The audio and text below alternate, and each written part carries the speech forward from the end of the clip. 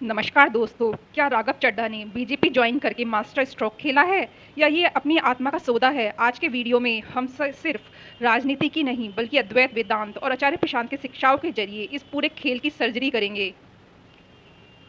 दोस्तों, राघव चड्ढा कह रहे हैं कि वो गलत पार्टी में सही इंसान थे, लेकिन आचार्य प्रशांत हमेशा एक बात कहते हैं, इंसान वही करता है जो उसका अहंकार उससे करवाता है। अगर राघव को लगता था कि आपकी विचारधारा बदल गई है, तो क्या वो निर्दलीय इंडिपेंडेंट नहीं रह सकते थे? बीजेपी में जाना क्या सत्य की खोज है या फिर जांच एजेंसियों की डर से बचने की एक सुरक्षित गुफा? अद्वैत वेदांत कहता है कि जब तक आप फियर से ऑपरेट कर रहे हैं, आप कभी मुक्त नहीं हो सकते। राजनीति असल में माया का सबसे बड़ा रूप है। कल तक जो कट्टर ईमानदार थे, आज वो उस विचारधारा के साथ बैठ गए जिसे वो पानी पी पी कर कोसते थे।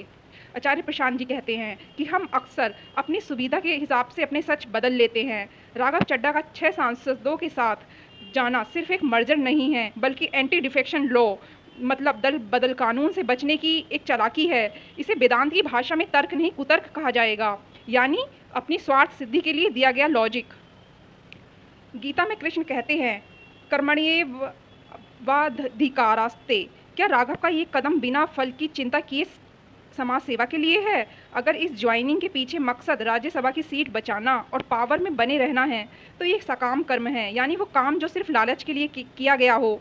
आचार्य प्रशांत के अनुसार ऐसा काम इंसान को और गहरे बंधन में बांध देता है।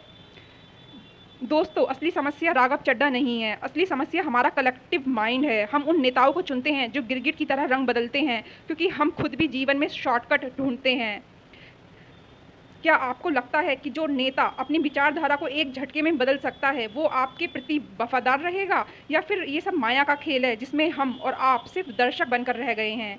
कमेंट्स में अपनी राय बताइए, क्योंकि जागरूक होना ही असली आध्यात्मिकता है। धन्यवाद।